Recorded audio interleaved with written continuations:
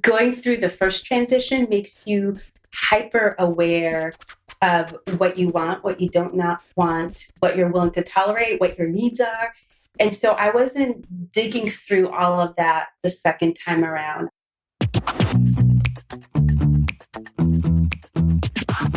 This is the Happen to Your Career podcast with Scott Anthony Barlow. We help you stop doing work that doesn't fit you, figure out what does, and make it happen. We help you define the work that is unapologetically you and then go get it. If you feel like you were meant for more and you're ready to make a change, keep listening. Here's Scott. Here's Scott. Here's Scott. Making one intentional career change can set your life on a completely different path. And it's not just because you get a new career or you switch industries. It's really all of the work that you put into making the career change that actually makes all the difference. Going through the effort to learn how to make a very intentional career change that lines up more with your strengths and what you want out of life and work. Well, going through all that effort to be able to make that happen, it doesn't just change your job once. It changes how you look at it for your entire life, and you can't go back. This is a different episode. This is a bonus episode. We call it Where Are They Now series. So on Monday, we shared Michal's story from when she first made a career change. And if you haven't already heard it, I would say pause this episode, go back, have a listen to episode 550. It's right before this one. As Michal and I talked about many things regarding her career change that she'd made at the time, she also shared how many things were different in her life, meaning she realized that not only did her priorities begin to shift, but she was also able to fine-tune her desires and her goals in ways that she just didn't anticipate. This was thanks to all the things that she learned during her initial career change. Pretty cool, right? Well, as we started the conversation, Michal goes back and reflects on her situation that made her make her first career change. Here she is. When we spoke last, I had left my academic job as a professor about maybe 3 or 4 months. So I was fresh out of academia and I had a job in an academic setting doing research in a different kind of way. So I wasn't a professor. And I was at that job for about 9 months, and I discovered along the way that it was a very good transition job. It didn't really quite fit everything that I was looking for. And I started applying to federal jobs on a tip from somebody that said, well, based on what you're saying and what you're looking for, you might really like the federal government working environment. And on a whim, I applied to as many jobs that sounded like they would fit what I was looking for. And I forgot about it. Months passed, and and that's sort of how the federal hiring process goes. And a few months later, I get a flurry of interview requests. And I had forgotten about applying because I thought, I'm a cognitive psychologist, I'm a statistician, I'm doing this kind of work. Why would the federal government want me? And it turns out that they wanted a lot of people like me. And that sort of set the stage to where I am now. Let me ask you about that, though. I'm really curious about that comment that you made about why would the federal government want you? And so what is behind that, first of all? Well, so my graduate training, which I am so proud of, is in cognitive psychology and psycholinguistics. So the psychology of language. I used to, and I still do actually, do research in literacy, learning how to read, vocabulary learning. And when you think about that content area, you think that your choices are pretty limited. And right now, I'm working in the area of public health, in which 7 months ago, I had zero experience. And when I would be applying to jobs for my first transition, my identity was so tightly wound with the fact that I'm a cognitive psychologist, I was a professor, and people have to know this. And they don't. They have to know the kind of skills that you can bring to the table. And for me to learn how to spin my training to show, hey, because of my training, I can learn really fast and I have the statistical skills that you need. And you don't have to worry about the fact that I'm not trained in public health. I will pick this up along the way. And when I understood that I can be very confident about that, it became really easy. I felt I was getting interviews without even having to try. I definitely want to come back and dig deeper into the how to spend my training portion and the getting interviews without even having to try, because I think that our listeners absolutely want to hear more. But before we do that, I think it's really important to give some context as to what were some of the biggest learnings that you had first time around. And specifically, you went through and when we got to meet you the first time, you had just recently had the realization that academia maybe wasn't where exactly you wanted to be over the long Mhm. term. And you were Right. experimenting with a lot of different things. You had even started a side hustle with a photography business, and Yeah. you were looking at a lot of different opportunities in a variety of different ways. And I remember that there's a lot of ways that you could describe that first transition. However, easy was probably not one of them. Is that fair to say? Yes. Yes. Okay. So, along those lines, I'm curious, before we even get into this most recent transition, which it sounds like you've done an amazing job with, what do you feel like were some of your biggest learnings the first time around? I wish I could take credit for this because I recently heard it and I felt that it characterizes what my learnings were the first time around. And Yeah. I was really focused on what I wanted to be instead of who I wanted to be. And I learned in that first transition to focus on who I wanted to be and what is going on in my life right now that sort of restricts or eliminates some of these other possibilities and focusing on the who instead of the what made it really easy to find a path forward. And it's finding the path that makes it go more smoothly and a little bit more easily, if that makes sense. Yeah, that makes a ton of sense. And it also resonates with me on a lot of different levels, both me personally, but also even, there's been some really good research done around this too. People who are more resilient are those people who are very focused on, instead of bringing into, I'm a CEO and that's part of my identity, Right. or I am an insert your title here. Instead, more focused on the type of person that they are and want to Yeah. be, and that translates into resiliency as well, which was Right. very, very interesting to me. So what you say resonates on that level too. But I'm curious, what way did you see that play out for you? What did that mean in your world? It meant that I had to shed a little bit the identity that I had before. It meant a lot to me, and I knew myself as a professor, as a cognitive psychologist, and I had to sort of rethink about myself as somebody who is really a researcher who's curious about the world, that really enjoys statistics and wants to make an impact, a meaningful impact in the day to day work that she's doing. Yeah. And because of that, I think that helped me rebrand myself a little bit in a less restrictive way. So I'm still a researcher and I'm still a cognitive psychologist, but being a researcher opens a lot of different opportunities in different content areas than saying that I'm a cognitive psychologist. And I'm still the same person. It's just really thinking about yourself in a different way that opens up other opportunities. That's interesting that you bring up the branding side as well, because I think on the on the psychological level, it helps tremendously around identity, like you were mentioning, but also it helps when as you're thinking about it differently, it becomes easier. It seems like to translate it Mhm. into the branding and even more tangible side to it. Right. And you know what? Actually, too, I'm curious because I have got kids. You're a parent. This idea has actually recently changed the way that I interact with my kids, my children, because everybody in the world is like, what do you want to be when you grow up? In casual conversation as they, as we're standing there and they meet the kids and everything else.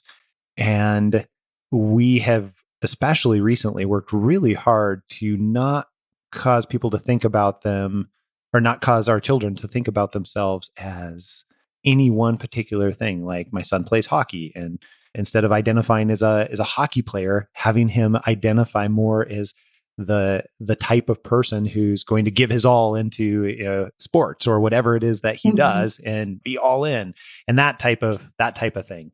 But I'm curious what your experience has been in that regard too.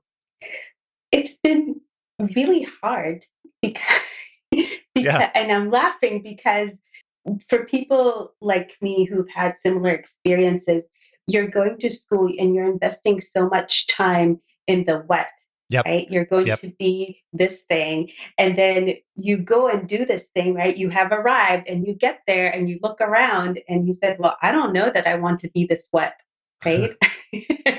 and and sort of in trying to shift to the who and the type of person, and thinking about, this is my personality and I'm a sensitive person and I care about people and I need to be in an environment where people are like-minded, and what can I do that embraces those things that are part of me?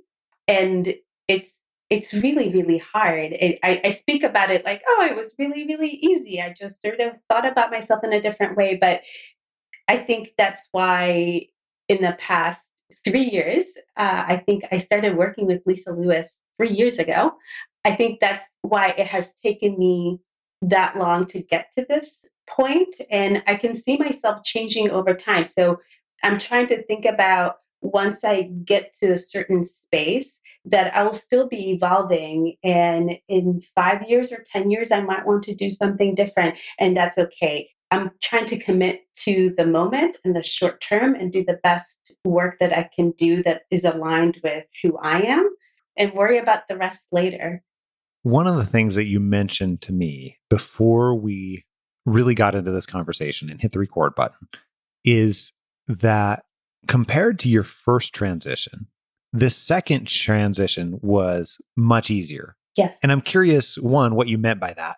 I promised you I was going to ask about this later because I am really legitimately curious about what your experience was like as it relates to that second transition. But that was a really interesting comment. So tell me what you meant by that and how you felt it was easier.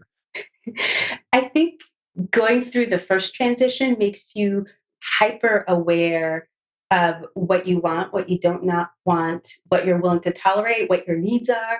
And so I wasn't digging through all of that the second time around. I had spent a long time, the first transition, trying to figure out, okay, well, how do I feel about this? Does this feel comfortable? Does this feel like something that I would want to do? And the second time around, I already knew all of that stuff and have done a lot of research. And I just continue doing what I learned from you and the podcast, is to continue having conversations and to continue engaging in relationship building. And you never know who's going to give you this little nugget of information that is going to open up a whole world to you. And it was a casual conversation that I was having with a colleague whose husband works in the federal government. And she said, he's kind of like you, and you might enjoy this. Why don't you just try and see what happens? And that's how I got here.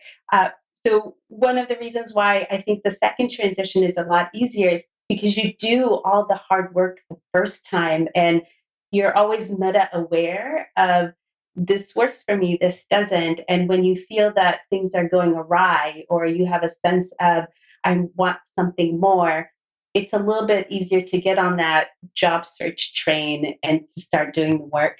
So I'm really interested in that, though, because I would say that one of the things I've observed is, even before we got the opportunity to work with you, you were a pretty self-aware person. Yeah. Yeah, compared to the average person out there, you were pretty self-aware already. For better or worse. For better or for worse. But I think that's been something that I have been really fascinated about, because we've through the podcast and through our company, I've had the opportunity to meet so many people that are already very self-aware, especially compared to the average person. And at the same time, as they go through the type of process that you're describing and getting to know themselves on a different level and what they want and need as it relates to their work and their life, something is different and something is it's at a deeper level. So I'm curious, just for you, what you feel like that something was. Because it sounds like knowing and doing the hard work for that the first time, even though you were already pretty self-aware, was in some ways a bit of a game changer for you and just paved the way for future times around. Yeah. I think going through the process and being self-aware gives you this sense of sixth sense. And if I can go back and think about at what point in my first transition job, I started feeling that I needed something different. And I can't really pinpoint exactly. I was at that job for about 4 or 5 months and I was pretty pleased and I felt really good about the work that I was doing. And I sort of had the sense that I would reach the full capacity of that job pretty quickly. And it wasn't that I was thinking about it consciously. It's sort of something that happened because I went through the process and I knew, okay, well, I'm going to start planning now so I don't get to that point where I feel that I'm stuck. And having gone through the process the first time, you can sort of gauge. It's just that experience gives you this sense of, okay, well, maybe I need to start thinking about what the next step is. So then what did you feel like were some of those actual tangible pieces as you were working in the role that you transitioned to when we talked the last time around on the podcast? What were some of those recognition signs for you where it started to pop up and you thought, maybe I should pay attention to this and I should begin this transition again quicker? Sure. So when I first started my job, the onboarding was a steep learning curve, but 3 months into it, 4 months into it, I was getting my work done and I was getting it done very quickly. And there wasn't more for me to do. And I would create my own projects to preoccupy my time. And I acquired a lot of skills in that way. And it was very obvious that there was nowhere for me to move up. And I was a little sad about that because I really like the academic environment. I like being on campus. Yeah. But I also realized that if I'm going to get bored, I'm going to feel disconnected and it's not going to be good for me. It's not going to be good for my employer. And I didn't want to get to that point. That was one. The other thing that happened that sort of gave me a sense that I need to be thinking about the transition is that there was also an administrative change. Yeah. And in that administrative change changed some of the culture in the office. And it wasn't something that I felt very aligned with. And for me, given what had happened to me in my first job when I was a professor, it was really important to me not to get to that point where I'm really unhappy. Because when I get to that point, and it's really hard for me to see the forest through the trees. And in a way, this helped me working on this earlier. It helped me keep logical and to be very practical. And to be honest, having not had this experience before, I don't think I would have been able to do and get to the point where I am now. I think sometimes people who are self-aware and are very productive, when things go bad or if things don't feel quite right, they just work harder at it. And I had to unlearn that because you can put so much time and effort into a bad situation and it's not going to make it change, right? There's just so many things that you can control, and learning how to sort of step back and think about, okay, well, how do I make this better in the short term and how do I move forward? That's something that I wouldn't have been able to do had I not had the first experience. That's interesting. And you mentioned putting tons of time and effort is the default for, especially people that have a tendency to be high performers, especially, going along with that self-awareness and some of the other pieces too. I would say that I've also witnessed that people can put tons and tons of time and effort and energy and go back into that default to just work harder or try harder or try to make it work in one way or another, even if it's a good situation, but not an ideal situation Yes. as well. I'm one. It's really interesting to hear that you were able to trigger completely differently. And it also brings up a different question. A little bit behind the scenes before we hit the record button here. One of the things you asked since we were talking about, we're doing this series where we are bringing on people that have been on the podcast before that we've had the opportunity to help, called Where Are They Now? And you said, how many of those people had transitioned into other jobs or other roles or other opportunities since the point in time where we helped them and when we're talking to them now? And I told you about 60-ish% is what I would guess. And I'm curious, one, why you asked, and were you surprised? You said you weren't surprised by that, but why weren't you surprised by it? I'm not surprised by it because I think my experience is similar to other people's experience where you've been doing something for a really long time and your first transition comes up and you do this interview and you do so well and you get the job. And at that point, you don't, at least for me, I didn't feel that I fully knew myself to know that this transition job, and I hate calling it a transition job, but this job that I had transitioned to Yeah. is exactly the right fit. And the process that you go through sticks with you. It's not like you change jobs and it ends, right? Self Not a one and evolution and done. self discovery. Yeah. Self discovery does not end after that. And your personal life also changes. My son now is 3 and he has different needs, and I want to be around more. And it changes how you think about your job.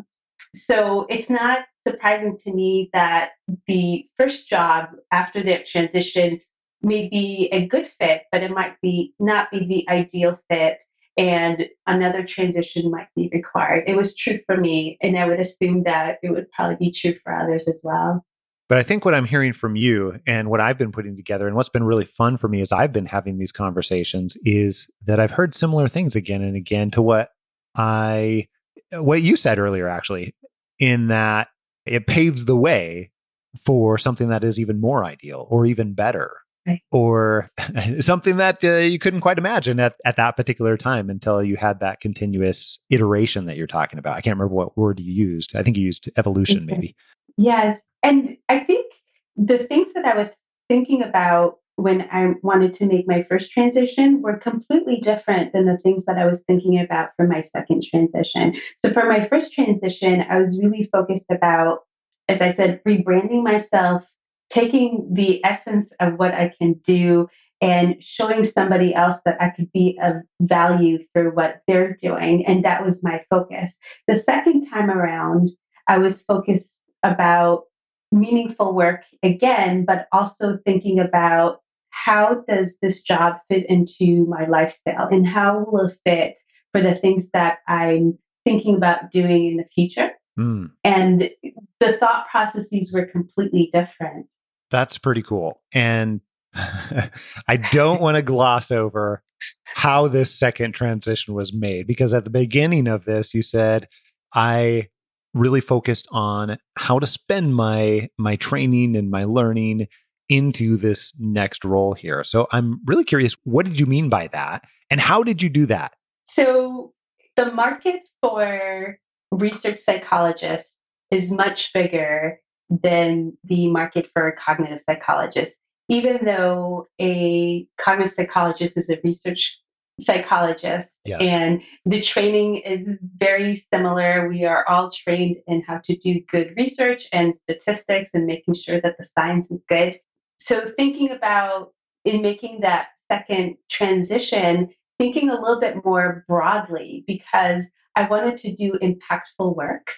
And impactful work comes in all different kind of content areas. And when I was interviewing, I wanted to tell the interviewer, yeah, you're looking at my resume and you're wondering why somebody with my background would want to be in the area of public health. Well, it's a very compelling mission. And even though I wasn't trained in this content area, I was trained in these other ways. And this is what I can bring to the table. This is the value that I can add. And thinking about my training in a broader way, and it wasn't that I was saying things that I wasn't able to do. Those are things that I could do just in a different kind of context. And that worked. And being very genuine and saying, I was doing this work before and I feel I have a higher calling. I feel that I want to be more connected with the work that I'm doing and how it affects other people. And being genuine about that was very appealing. And where I work now, nobody bats an eye about my previous experience. They actually think that it's something that is valuable that I bring to the work. How did you, when we get into the nitty gritty, because one of the things I heard you mention earlier is I, at one point thought nobody's going to think that my previous experience is valuable at the federal government. And then somewhere along the way, you had a change of heart. And then you started looking at this on a broader perspective. And as you mentioned, rebranding yourself. And then you leveraged that to be able to submit a flurry of applications, I think you called it. Mm-hmm. So what took place? What do you feel like were some of the things that really helped or that you did during that caused people to pay attention? Because I heard you say, I didn't just get one interview, but there were multiple organizations reaching back out. Yes. So I reached out to anybody that I knew that had a federal position and asked them about the process. And I learned that the federal hiring process doesn't have a backdoor option. So you submit your resume and there's an actual human that reviews every resume that is submitted for a particular job. And you have to make sure that in your resume, somebody who doesn't have experience in your field or doesn't have experience for the job that is advertised can understand what your skills are. And when I had that piece of, as I said, that little nugget of information that opens the whole world to you, I could think about, okay, well, how do I articulate my skills that somebody who has no background in statistics can understand that I can do this job? And that was sort of the formula that I used for every resume that I submitted. And I got through the first pass. And I know that in the training that you do in the boot camp for people, you advocate to get through the back door if possible. Talk to people, see if you can get your resume on their desk. And I think that is a very fantastic method. And I advocate for that 99% of the time. But with the federal hiring process, you can't do that. They have very rigorous standards on how resumes are reviewed. So in this case, in the interviews that I got through the front door. Somebody looked at my resume and it was articulated well enough that they took a chance on me. I heard you say, and I want to push you just a little bit here on two areas. The first of which I heard you say that, I was able to articulate some of my previous experiences in a way that fit what they were looking for. Part of those are my words, not yours. What helped you the most with that? I hate to sound like I'm repeating myself, but just thinking about my skills in a broader way and in a genuine way that could help the mission of the agency that I was applying for. I think that's really, really important. I think sometimes we get stuck in thinking, well, I'm doing work in this area and I really want to shift into doing something else, but I don't have the content to be able to do that. And I don't think that's true. Underneath it all, I think employers want people with skills that are applicable and transferable, and that they want people who are really anxious to learn as fast as possible to do the best job as possible. And articulating that on my resume, articulating that on my cover letter seemed to work. I think, and going there in person and interviewing and being very genuine and not hiding the experience that I've had before, but articulating in a kind of way to say, I did this body of work before. This is what I learned from it. I think this could really help you here. Was a very successful strategy. When you got down to the nitty gritty of how you did that, was that, you went and locked yourself in I don't know, a coffee shop? Maybe locked yourself isn't the right word, but you went to a coffee shop and you brainstormed for 4 hours. What did you find worked for you to come up with that and think about that and translate that from thoughts in your brain down to something that was on digital paper or actual paper in one way or another? Sure. So what I did, and I don't know that this is the most efficient method, is that I made a list of all my important accomplishments, all my skills, the things that I did, and then I looked at the job application and looked at the language that was articulated in the job application and rebranded what I did in that kind of way. So it was just basically understanding where the employer is coming from and what they're looking for and the language that they speak, and showing them that I could speak that language, that I can take my experience and apply to what they're doing. And it wasn't easy. It sounds like it's easy, but it's not. It required really thinking about my experiences and what was most important and articulating what the employer would be looking for. Very cool. I appreciate you detailing that out. That is super helpful, because part of what I'm hearing is that it is not it's not it's not going to be easy necessarily. This requires real thought and decision making and putting the time and effort into that.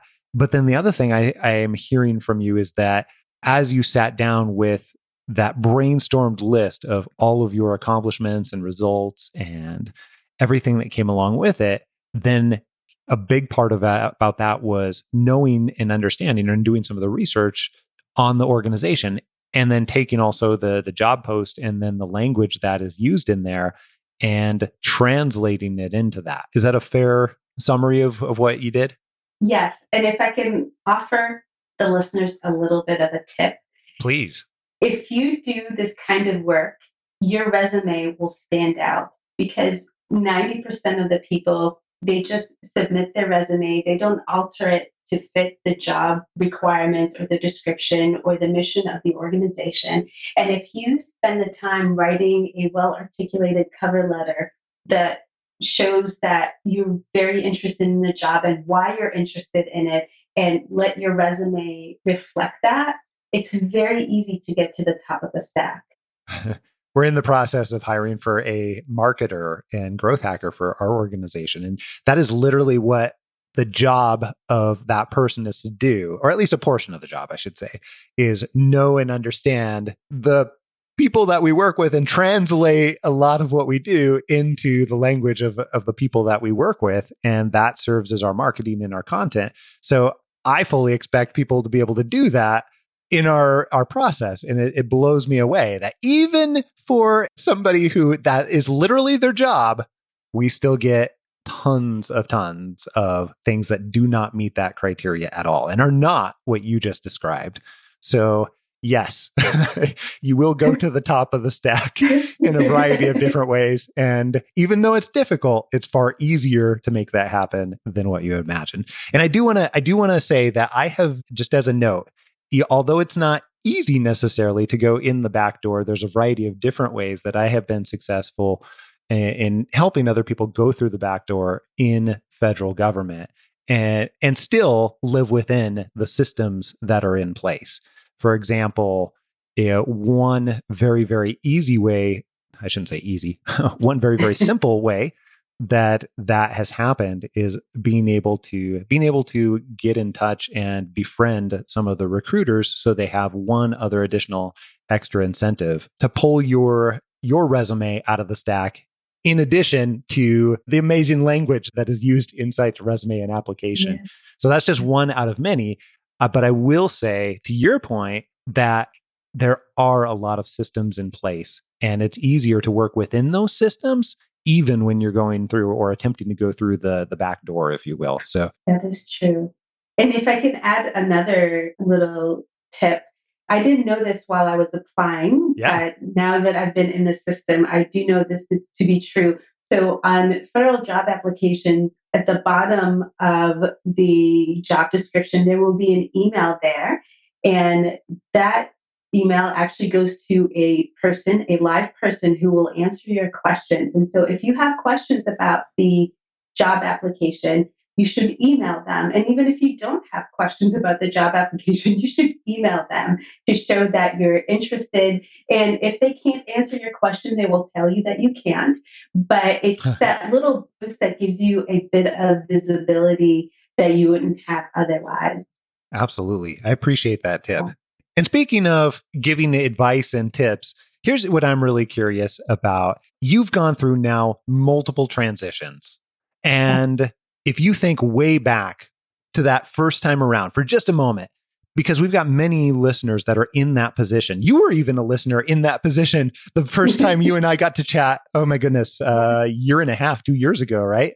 Yeah. A year and a half, 2 years ago, it was a totally different situation. And you were discovering that, hey, this isn't where I want to be for the long term. And this isn't a great fit. So now that you're back in that mindset, what advice would you give to people that are there, that want to discover what it is that they can be doing and should be doing and make that type of transition that you did?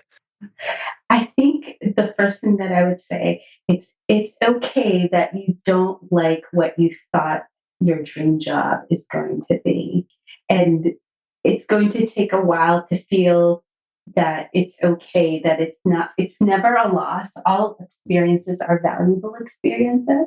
And for me, and thinking about that we were going to talk today, and I knew that you were going to ask me this question. Yeah.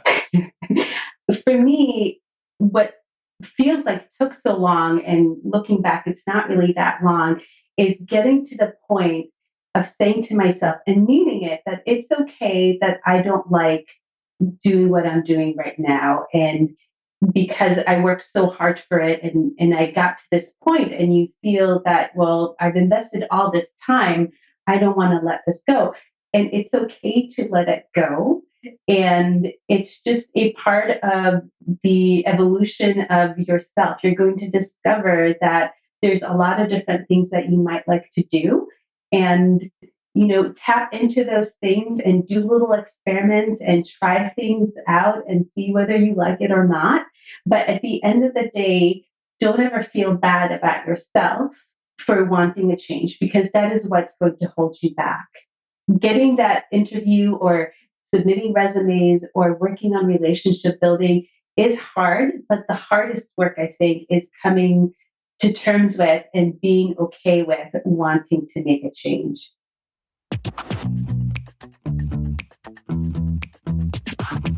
Hey, if you love this story where we talk through and walk you through step by step how someone got to more meaningful work, then you'll absolutely love our audiobook, Happen to Your Career, An Unconventional Approach to Career Change and Meaningful Work. I even got to narrate it, which was so fun and something that I really enjoy doing and will definitely do for future books as well. But it also contains firsthand accounts from career changers on how they made the move to more meaningful work, just like we include on the podcast here. And actually, it's been called the best audiobook experience ever by some reviewers. You can find those reviews and the book itself on Audible, Amazon, or any other place where books are sold. Seriously, just pause this right now and go over to Amazon or Audible or wherever you want and download it. You can be reading it and started on your career change in literally seconds. And if you haven't already, click subscribe on your podcast player so that you can download this podcast in your sleep and you get it automatically, even the bonus episodes, every single week, sometimes multiple times a week. Until next week, adios. I'm out.